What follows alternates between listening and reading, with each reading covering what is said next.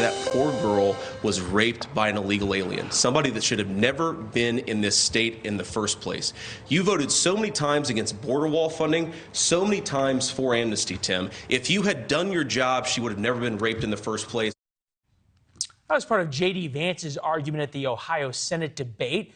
It comes as Republicans increasingly focus on crimes committed by illegal aliens and point out that rarely does the illegal alien part make it into the news. For example, the Las Vegas strip stabber who killed 2 and injured 6 was in the country illegally. Florida driver who killed a sheriff's deputy before Hurricane Ian, also in the country illegally.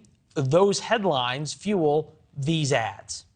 The latest mass murder in America didn't involve guns. It was a direct result of Joe Biden's open border policy. Kelly's voted to keep our borders open to illegal criminals. And allowing illegals to invade. An invasion at our southern border, including terrorists, drugs, and crime. Open border policies from Joe Biden and Washington liberals are devastating our communities. It's time to militarize this border. We're going to end this invasion. The first one of those ads, Chris Stirewalt, NewsNation political editor, was for Ron Johnson in Wisconsin, which is on a border, but not the U.S.-Mexico border. Why does this, in Republicans' minds, work for them? Well, I mean, I think it does work for them in the sense that it combines 2 of their issues into one loop, right? Because Republicans want to push on crime, but also they know that the Democrats have a weakness on border security. So if they can put the 2 of them together to create one narrative, it is scarier for voters. Those ads are very ominous. You hear the word invasion, you hear the word murder. It sounds really, really scary. Wisconsin is a long way away from the southern border, but it still plays onto the kinds of fears that they hope will motivate voters who are anxious about crime, which is a lot of voters. It's interesting you say Trafalgar Group polling, Americans feel safer than 2 years ago, no 68%, yes 27%. Then you break it down by party. Americans feel safer than 2 years ago by party. Democrats no 45%, Republicans no by 87%, is interestingly enough, independent 64%, sort of in the middle. Is it that the Democrats and Republicans are getting different news about crime? Because how you feel about safety, how is that becoming a partisan issue? Well, we would certainly point out that this is a Republican poll, but it is reflective of what we would expect to see and have seen in other and nonpartisan polls. And of course, the truth is, when you could look at the right track, wrong track number, how do you think things are going in the country today? Look the day after Election Day when there's a switch in parties. All of a sudden, they flip. The lines flip. So of those 84% of Republicans, or whatever the percent of Republicans is that say they feel less safe, they know that what they're saying is an indictment of the Democrats. And Democrats are going to be more that's a very long way of saying this.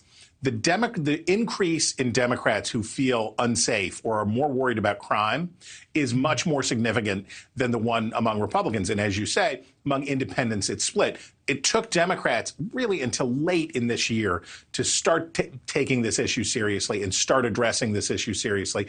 And that was a mistake on their parts. Yeah, for sure. In terms of who you trust when you ask people to deal with rising crime, Republicans 5, 10, 15, 20-point margin. Crime's a big deal in Georgia in terms of the Senate race coming up. Herschel Walker, Raphael Warnock is the incumbent. Crime is an issue. Atlanta Journal-Constitution polling says that the border, interestingly enough, in Georgia is not.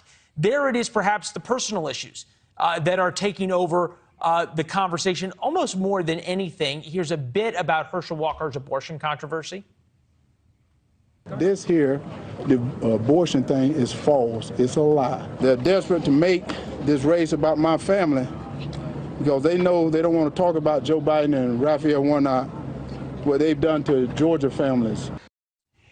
If you can take this from being a referendum on Joe Biden, which Herschel Walker and Republicans would love it to be in Georgia, to a referendum simply on Herschel Walker and his fitness for office, do Democrats certainly win in Georgia?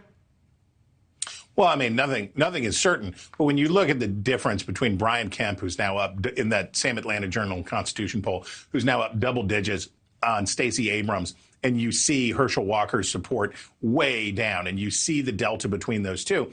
This is a question about whether or not, if Georgia had picked a normal candidate that didn't have this kind of baggage and that had been vetted and had some qualifications, Raphael Warnock the Democrats would have already written him off and they would have moved on to another race.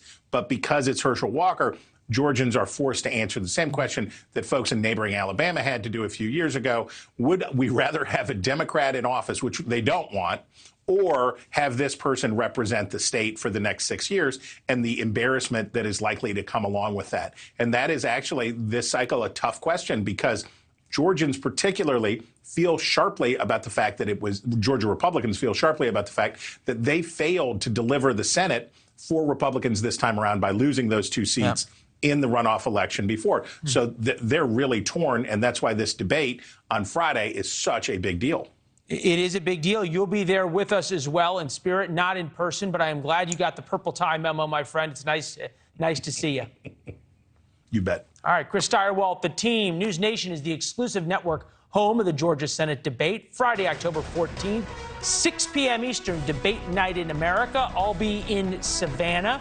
Chris Cuomo joins us live for analysis and reaction afterwards right here. Don't ever change the channel. Thanks for watching. Go to newsnationnow.com to find NewsNation on your television provider. And don't forget to subscribe. Click the red button to get more of NewsNation's fact-driven, unbiased coverage.